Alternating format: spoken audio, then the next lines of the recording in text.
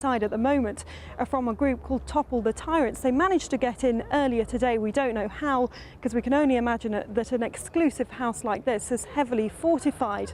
What they've done, they've put up these large banners calling for an end to President Gaddafi's regime in Libya. They say that this asset, this house, was gotten through ill-gotten gains, so it should be handed back to the Libyan people. Now, a short while ago, a group of Libyan men also arrived. They managed to get in through a window here. They said they won't damage the property while they're inside. They got up on the roof and they've said that this house now belongs to the Libyan people and it should be handed back to them. Now, the turmoil that's taking place in Libya is causing turmoil on the world energy markets too. Oil prices resumed their rise on Wednesday as the violence edged closer to Libya's infrastructure.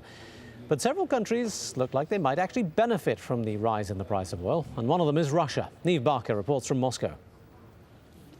Oil markets are nervous places at the moment, and Russia is no exception. The race is on to find regions promising a reliable supply.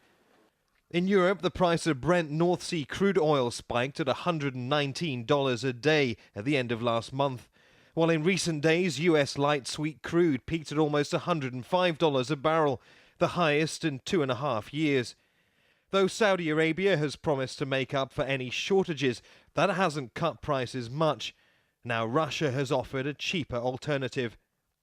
Shares at Russian energy firms Gazprom, Rosneft and Lukoil have traded at a 40% discount for major Western oil companies like Exxon, Chevron and ConocoPhillips. It seems that investors are really thinking that, first of all, this is a significant move in the oil price, not just a one-day spike. The higher prices go up, the higher oil price go up, then the more profits Russian companies will be making. The Russian government has said that if the price of oil remains at $100 a barrel, then Russia will be able to balance its budget within 3 years. Well, if the price of oil remains as it has been, consistently high, then Russia can look forward to achieving these goals much, much sooner, all while many Western powers struggle with substantial national debts. But if oil problems turn into a crisis, some are predicting prices of more than $200 a barrel.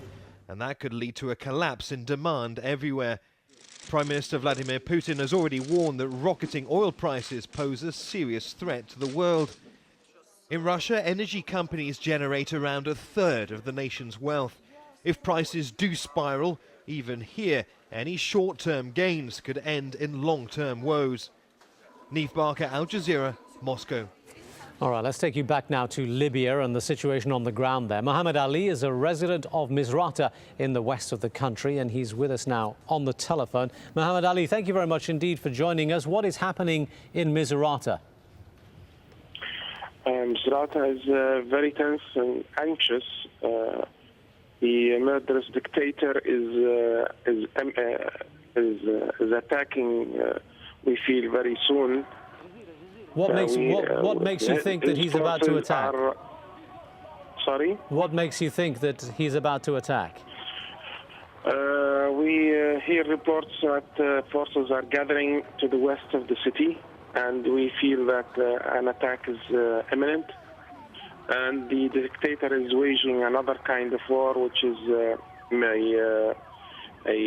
he's putting a lot of lies on his media, which now the satellite companies still carries his poisonous channels that carry utter lies about what happened in Misrata and what is happening in Ras Lanuf and all over Libya. You wouldn't believe the kind of lies and the kind of propaganda he's broadcasting.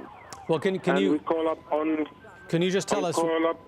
Can you just tell us what is the situation in Misrata where you are? You say you're expecting the Gaddafi forces to attack soon, but what about the defences? How prepared are the rebels? We are patching our defences and licking our wounds, as they say, but it's not an equal fight. We're going to fight his tanks and his heavy artillery with the modest and light weapons like Kalashnikovs and whatever we gained from him from the last time. And Misrata is short on medical supplies now. It's critical that we get medical supplies, especially emergency supplies and intensive care supplies. Do you have faith that you'll be able to hold the town, or do you not think your equipment is up to it? We think we can hold on to the town because we have faith and we have belief and we have a cause. All right. So we'll do whatever we can to hold on to our town and keep it free of Gaddafi forces. All right, Mohammed Ali, a resident of Misrata in western Libya. Thank you for talking to us.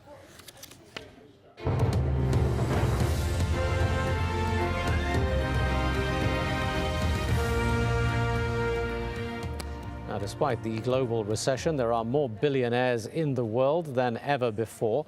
A new rich list published by Forbes magazine shows that there is a growing number making their fortunes in Asia, reflecting the changes to the global economy in general. Now, the US remains the home to the world's wealthiest people. There are 413 billionaires there now, up from 403 last year. But the top spot is still held by the Mexican telecoms tycoon Carlos Slim. He's the top for the second year running. His wealth went up $20 billion last year. He's worth $74 billion. The Microsoft founder, Bill Gates, may have had more if he hadn't given away about $30 billion. His personal fortune now stands at $56 billion. And the investment guru Warren Buffett is third with a $50 billion fortune.